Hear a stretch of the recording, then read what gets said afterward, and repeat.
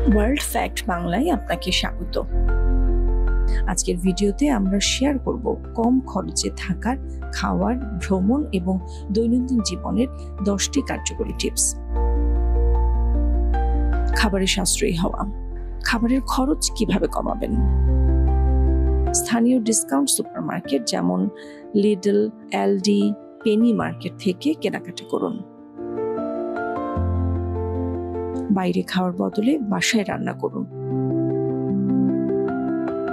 সপ্তাহে একবার বাজার করুন এবং সাপ্তাহিক মেনু প্ল্যান তৈরি করুন। ফার্মার্স মার্কেট থেকে তাজা সবজি ও ফল কিনুন, এটি সুপারমার্কেটের চেয়ে সস্তা।